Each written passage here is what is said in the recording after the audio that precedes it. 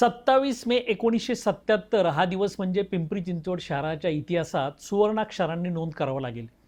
याच दिवशी एक भला मोठा महाकाय डोंगर अर्थात एक उजाड व ओसाड टेकडी एका अत्यंत कर्तबगार व दूरदृष्टीच्या IAS अधिकाऱ्यामुळे तेव्हाच्या नगरपालिकेच्या ताब्यात आली.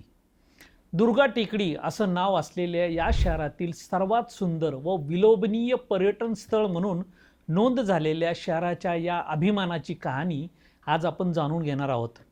नमस्कार, मी विजय जगताप. ओबड धोबड खडकाचा प्रचंड मोठा गोळा म्हणजेच डोंगर.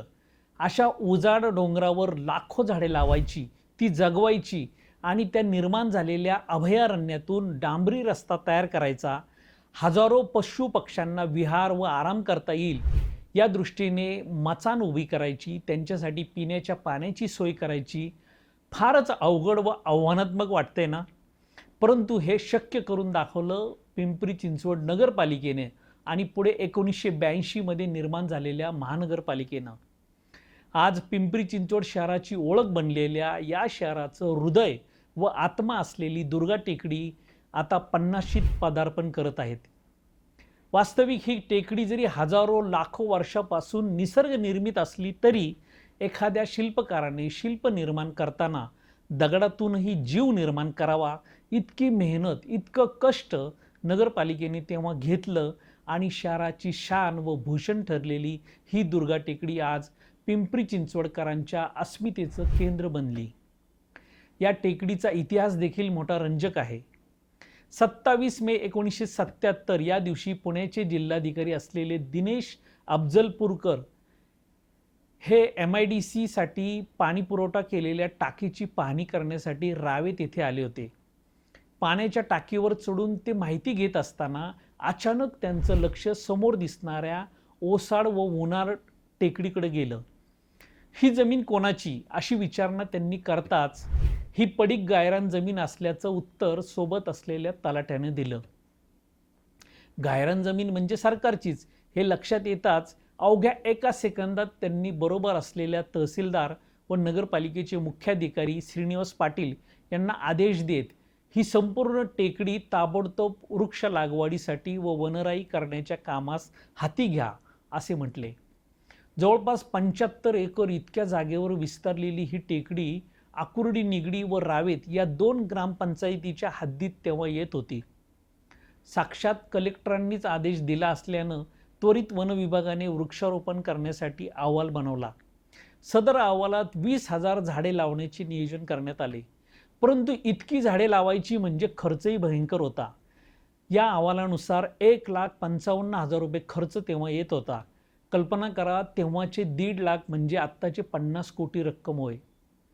पिंपरी चिंचवड नगरपालिका आशिया खंडात श्रीमंत असल्यानं लगेच 30 जून 1977च्या सर्वसाधारण सभेत या खर्चास मंजुरी मिळाली. झाडे लावणे सोपे, परंतु सर्वात अवघड काम म्हणजे टेकडीवर खडक फोडून खड्डे खोदण्याचं काम होतं. आणि त्याहून अवघड काम म्हणजे झाडांना पाणी कसं द्यायचं असा मोठा प्रश्न तेव्हा नगरपालिकेपुढे निर्माण झाला. मग ताबडतोब मजूर पदासाठी नोकर भरती करण्यात आली आणि मग खड्डे खोदण्याच्या कामाला सुरुवात झाली. मजूर मंडळी खड्डे खोदत असताना टेकडीच्या सर्वात उंच भागावर एक गुहा आढळली. त्या गुहेत सर्वांना देवीची मूर्ती दिसली. आकुर्डी ग्रामस्थांच्या म्हणण्यानुसार ही आमची दुर्गा देवी असल्याचं त्यांनी म्हटलं. टेकडीचं नामांतरही मग दुर्गा टेकडी असं झालं.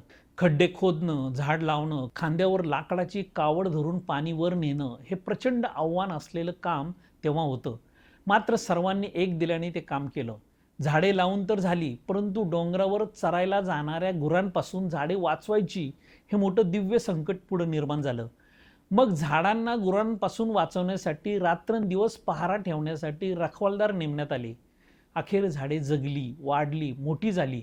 परंतु अजून झाडे लावायची व जनजागृती करायची तर मोठ्या माणसांची गरज होती. मग श्रीनिवास पाटील यांनी तेव्हाचे नगरविकास मंत्री रत्नाप्पा कुंभार यांना 1977 साली वृक्षारोपणासाठी येथे आणलं. त्यामुळं काय झालं की एक वातावरण निर्माण झालं. राज्याचा मंत्री झाडे लावायला येथे येतो म्हणजे लय भारी, आपणही त्यात सहभागी झालं पाहिजे असा मेसेज शहरामध्ये पसरला. हीच आयडिया पुढे महानगरपालिका काळात 1983 साली हरनाम सिंह यांनी वापरली. त्यांनी महाराष्ट्राचे राज्यपाल HY लतीफ यांना वृक्षारोपणासाठी येथे निमंत्रित केलं.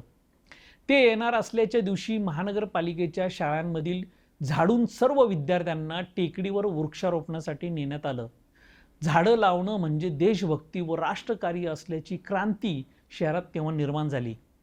1985 पर्यंत टेकडीवर जवळपास 1.5 लाख झाडे लावली गेली आणि एक सुंदर पर्यटन स्थळ म्हणून दुर्गा टेकडी पिंपरी चिंचवड शहराची ओळख बनली. स्वच्छ सुंदर हवा, ऑक्सिजन, प्राणवायू यांचा मिलाप म्हणजे दुर्गा टेकडी आज ओळखली जाते. सिनेसृष्टीत अजरामर होऊन गेलेला दीवार पिक्चरमधला एक डायलॉग आहे. तो डायलॉग म्हणजे मेरे पास माँ है. तसं या शहरवासियांनी छाती ठोकून अभिमानानं सांगावं, मेरे शहर में दुर्गा टेकडी आहे. अशी ही दुर्गा टेकडीची कहाणी आपण सर्वांनी जरूर एकदा भेट द्या. ज्यांनी पाहिली नसेल त्यांना अवश्य सांगा.